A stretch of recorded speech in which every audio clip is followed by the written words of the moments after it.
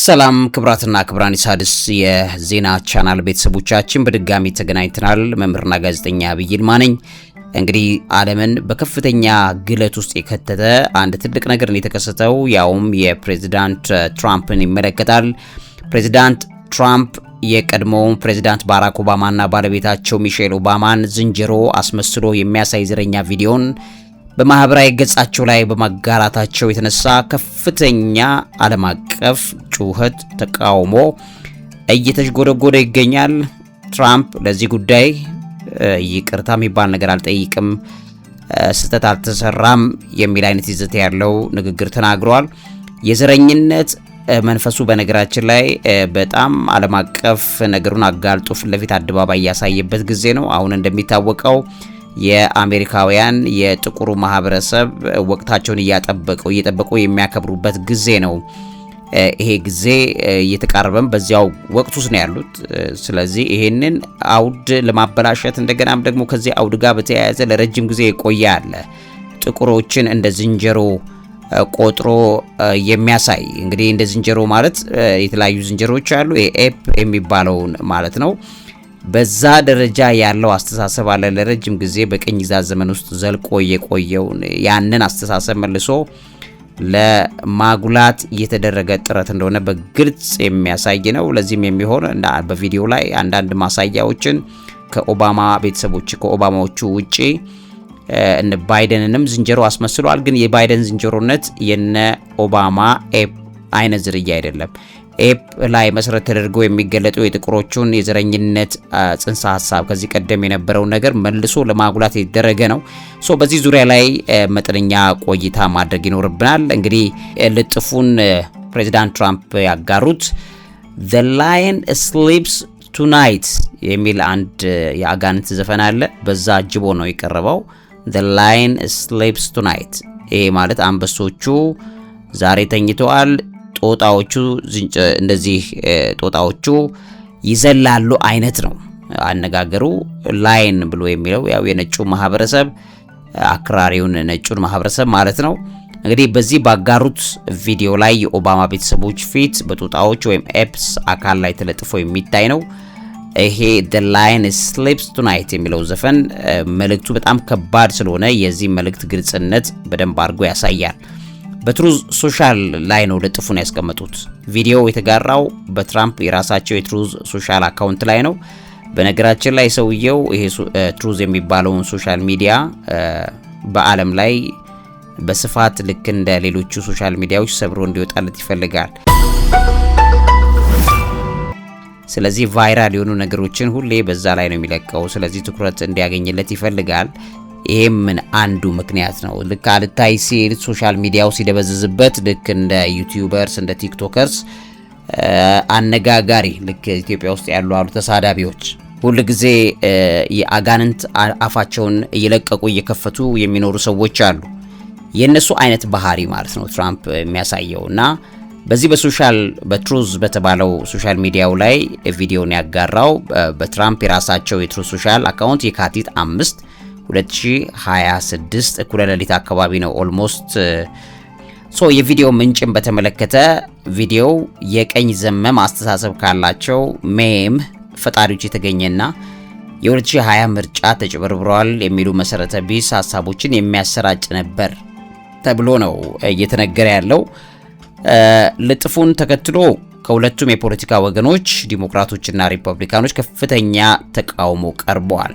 በተለይም የቲም ስኮት ምላሽ ለዚህ በጣም ትልቁን ቦታ ይይዛል። ብቸኛው ጥቁር ሪፐብሊካን ሴናተር የሆኑት ቲም ስኮት ልጥፉን በተመለከተ ከዚህ ዋይት ሃውስ ካየዋቸው ነገሮች ሁሉ እጅግ ዘረኛ የሆነ ነው በማለት ኮንነውታልና ይሄም መኮንናቸውም የሪፐብሊካን ፓርቲ ላይ የጥቁሮችን ተሳትፎ ዝቅተኝነት ምክንያት ምን እንደሆነ በትክክል የሚያሳይ እንደሆነ እየተነገረ ይገኛል ማለት ነው።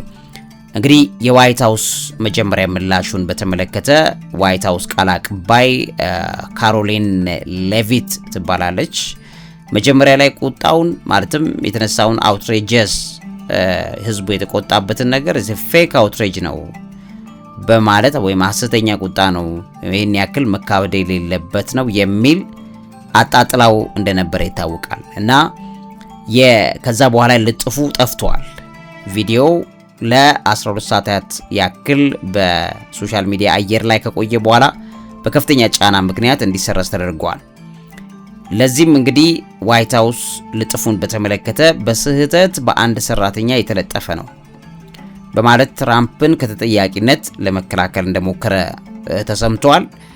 ትራምፕን በዚህ ጉዳይ እምቢተኝነቱን ገልጿል።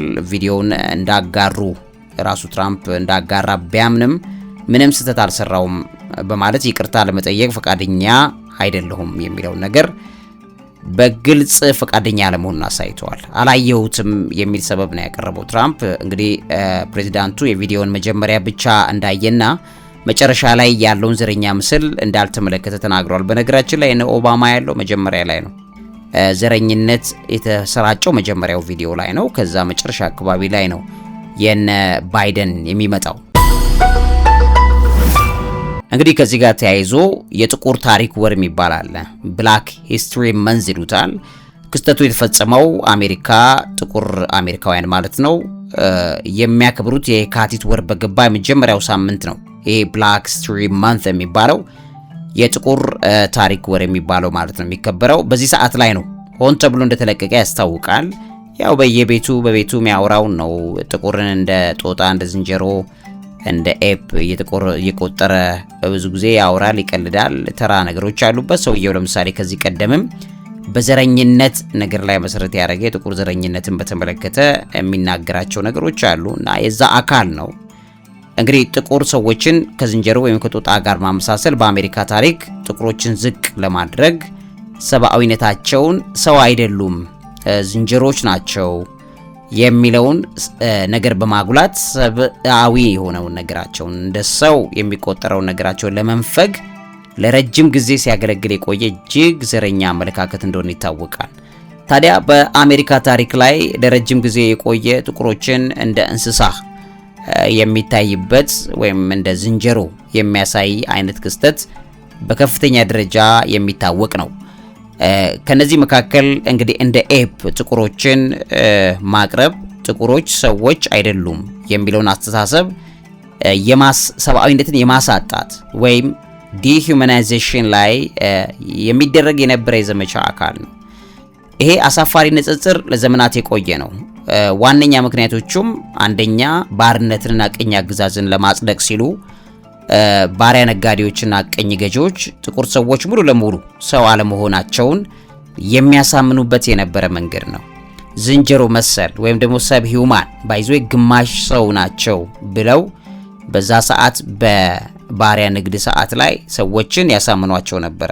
ሙሉ በሙሉ ሰዎች አይደሉም፣ ሰብ ሂውማን ናቸው፣ ግማሽ ዝንጀሮ ግማሽ ሰዎች ናቸው ብለው ያን የጭካኔ አያያዝ ሰዎች እንዲይዟቸው እንዲቀጠቅጧቸው እንደፈለጉ እንደ እንስሳት እንዲቆጥሯቸው አድርገው ይሰራ የነበረበት የፕሮሞሽን ሜካኒዝም ነው ድሮ ማለት ነው።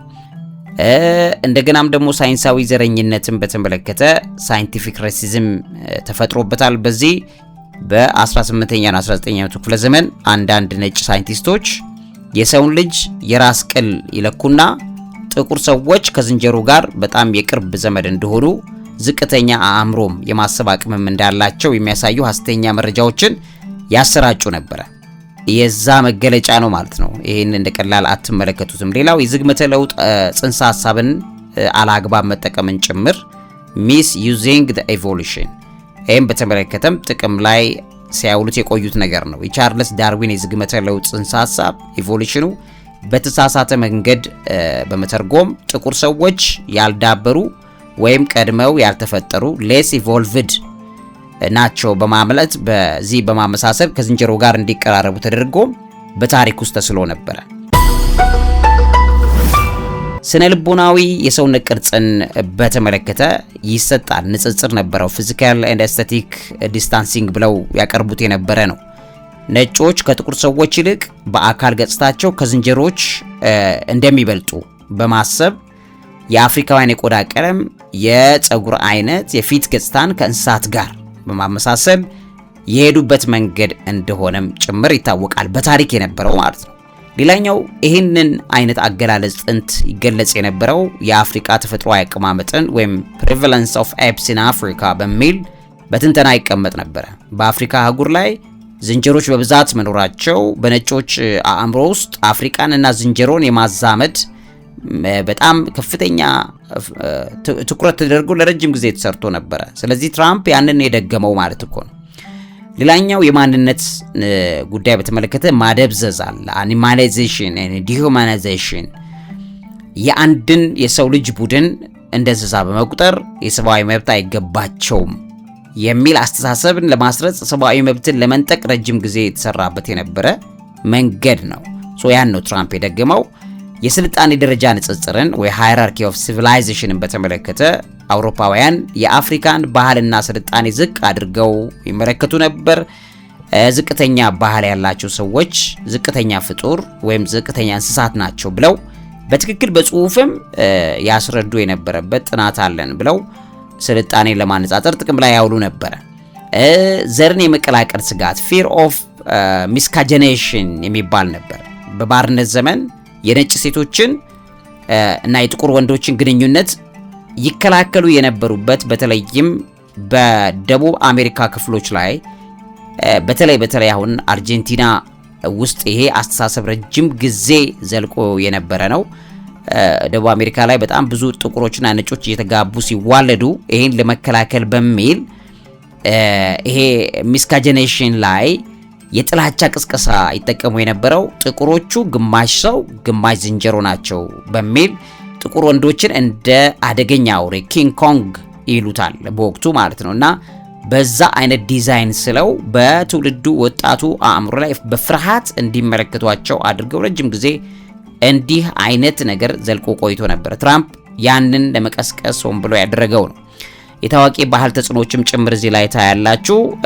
ፖፑላር ካልቸር ሚዲያም ጭምር ለምሳሌ በፊልሞች፣ በካርቱን፣ በፖስት ካርዶች፣ በሌሎችም መጽሐፍት ለምሳሌ ኪዩሪየስ ጆርጅ የሚል መጽሐፍ አለ። በእነዚህ ላይ ጥቁር ሰዎችን ዝንጀሮ አድርጎ መሳል የተለመደ ነው በገጸ ባህሪያቶቹ ላይ። ለምንድን ነው የሚያደርጉት?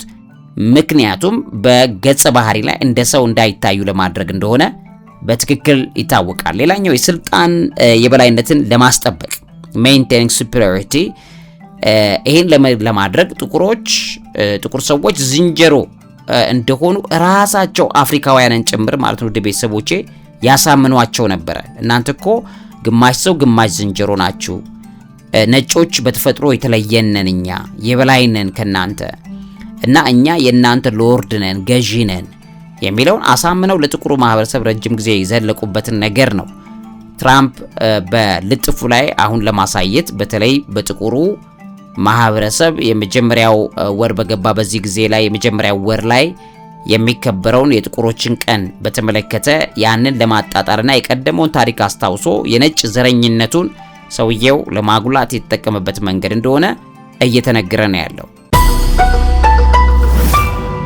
ጥቁሩ ማህበረሰብ ሰው አይደለም እንስሳ ነው የሚለውን ነገር የማጉላት ነገር ነው። በኤንኤኤሲፒ የሚባል ተቋም አለ፣ የጥቁር አሜሪካዊ መብት ተሟጋች ድርጅት ነው። ይሄን ልጥፉን በተመለከተ አጸያፊና የሚጠላ በሚል ነው የገለጸው። የሪፐብሊካን ሴናተሮችም እንደ ሮጀር ዊከርና እንደ ጆን ከርቲስ ያሉትም የሪፐብሊካን መሪዎች ፕሬዝዳንቱ ይቅርታ እንዲጠይቁ በይፋ ጠይቀውታል ትራምፕን። እሱ ግን ያለው ንቀት አይደለም።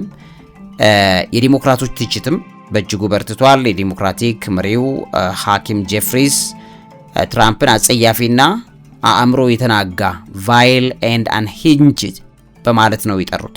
ልክ ነው፣ አእምሮ የተናጋ ሰው ነው። በነገራችን ላይ ትራምፕ ፍጹም ጤናማ ሰው አሜሪካን እየመራት እንዳልሆነ ማወቅ ይቻላል። የኦባማዎቹ ምላሽን በተመለከተ ባራክና ሚሼል ኦባማ እስካሁን ድረስ ስለ ሁኔታው የሰጡት ይፋዊ ምላሽ የለም። ምናልባት ሊከሱት ይችሉ ይሆናል። እንግዲህ ክስተቱ የፕሬዝዳንቱን የማህበራዊ ሚዲያ ገጾች ማን ይቆጣጠረዋል የሚለውን ጥያቄ በዛ ላይ እንዳስነሳም ጭምር ነው የተነገረው። ትራምፕ ከዚህ በፊትም በኦባማ የትውልድ ቦታና በሌሎች ጥቁር መሪዎች ላይ ተመሳሳይ ዘረኝነት ትችቶችን ሰንዝሯል። ሰውየው ከዚህ በፊትም ሲናገር የቆየው ነገር አለ። ይሄ ነገር በጣም በከፍተኛ ደረጃ ቁጣ የፈጸመው ከዚህ በላይ ግን አይደለም። ይሄ በጣም በብዙ መልኩ ቁጣ አስተናግዷል። የቤተ እምነት መሪዎችን ሁሉ ሳይቀር ቀስቅሷል። የተለያዩ የሃይማኖት መሪዎች በተለይም ጥቁር ካቶሊካውያን ልጥፉ ታላቅ የሞራል ውድቀት በዋይት ሃውስ የታየበት ነው በሚል አስቀምጠውታል። ይህ ክስተት እንግዲህ ትራምፕ ከጥቁር መራጮች ጋር ያላቸውን ግንኙነትና በምርጫው ላይ ሊኖረው የሚችለውን ተጽዕኖ የብዙ መነጋገሪያም እንዳደረገው ይታወቃል ማለት ነው። ከዚህ ጋር ተያይዞ በጣም ብዙ ውግዘቶች እንደተተለተሉ እየሰማን ነው። ቀደም ብዬ እንዳልኳችሁ የሴናተር ሮጀር ዊከር ትችት ተሰምቷል። የኮንግሬሽናል ብላክ ካውንስል የተባለ አለ ሲቢሲ የሚባል መግለጫ አውጥቷል።